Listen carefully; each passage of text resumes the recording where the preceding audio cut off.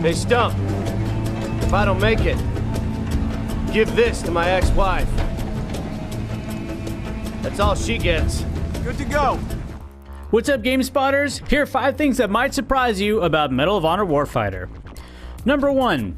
Authentic is overrated. Sure, the clothing's probably what they really wear, but the first time you watch your teammate tomahawk chop a door open just before you storm into a room in slow motion and pop 4 enemies in the noggin so you can earn your next level of breaching awesomeness, you'll be glad it's gamey, and has gamey elements to it.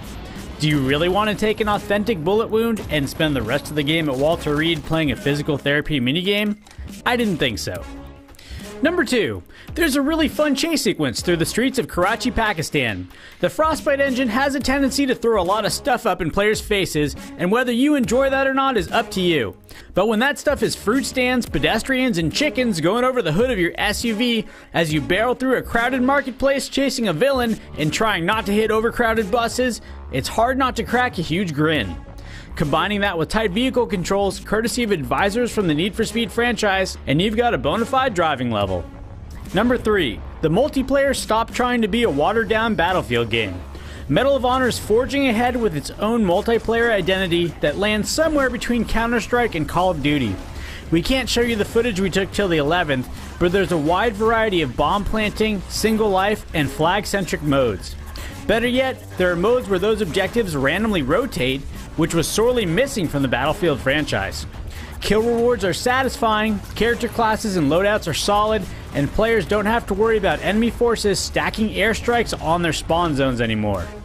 Number 4. Your willing suspension of disbelief will mostly survive intact this time. Tomahawk door chops aside, the game gives players control of vehicles during driving sequences, lets them decide when to open doors, and has mostly eliminated those strange and vulnerable machine gun nests that force players to go a specific route in order to destroy them. The cutscenes that we saw were full of believable characters with dysfunctional lives outside of the combat zone. You'll still wonder if that 80+ pound swords robot came in prison style when somebody pulls one out in the middle of a mission,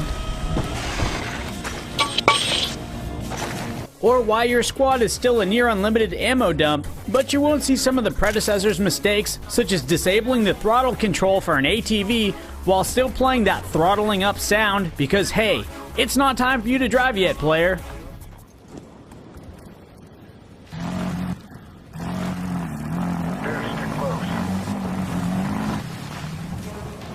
Number 5. Medal of Honor Warfighter thinks it can hang with the big dogs, specifically Call of Duty Black Ops 2 and Halo 4, which are both being released in the same 2-week span. Medal of Honor is the only contemporary title of the 3, but needless to say, it's going to be an epic launch window for shooter fans of any time persuasion, who also might have $60, $120, or $180 to spare.